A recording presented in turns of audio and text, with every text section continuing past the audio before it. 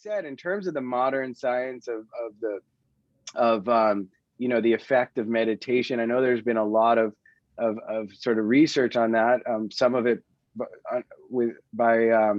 the influence of His Holiness the Dalai Lama and otherwise. What might people expect to happen by practicing meditation for their health and for their mental well-being?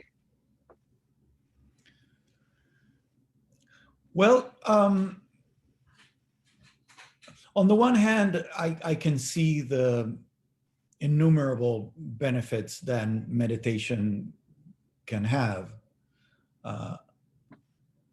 It does take some dedication, so one has to have a certain affinity, and sometimes it's one is not necessarily born with that affinity. Some people are, but sometimes it's life that brings you in contact, or you notice that certain things are not working. You're trying this to find some peace, but it's not very lasting, or you went to different types of treatment, but this particular issue doesn't work. So that was my experience. Of course, my consideration of Buddhist meditation goes beyond the therapeutical benefits. So I almost see them as secondary benefits, but very important.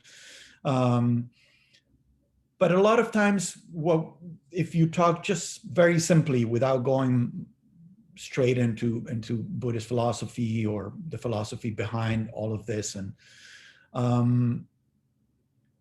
there can be a tendency to run away from things that hurt, whether it's emotional or physical. And with this idea that we can sort of like sweep it under the carpet and, it won't be noticeable. And this is not news. We all know that.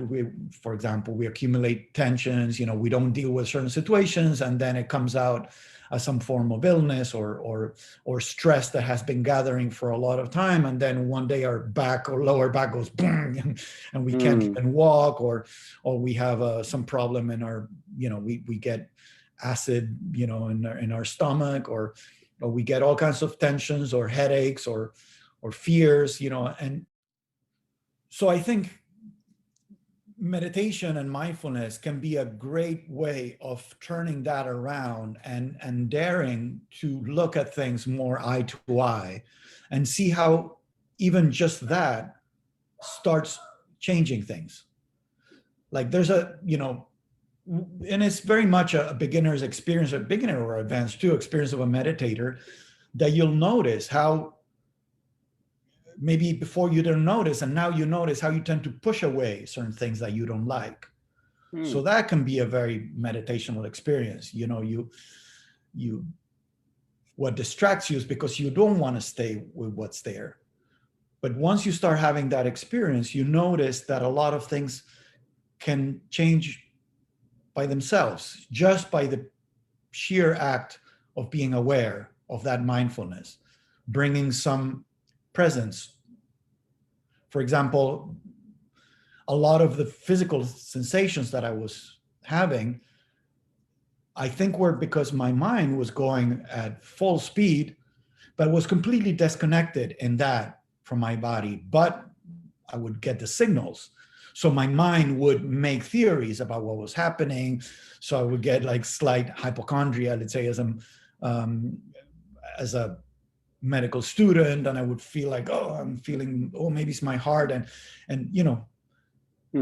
like a feedback vicious cycle, Whereas when you bring attention that is not conceptual, that is not your mind trying to analyze and judge, something shifts all by its own.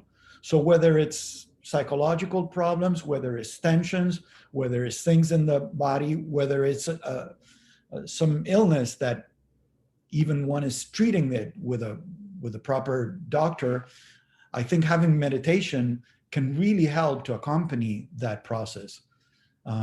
Also dealing with the fear of, like fear doesn't necessarily help the recovery. So sometimes by doing meditation, one can explore that fear itself, and by that light of awareness, a lot of problems just to solve on their own.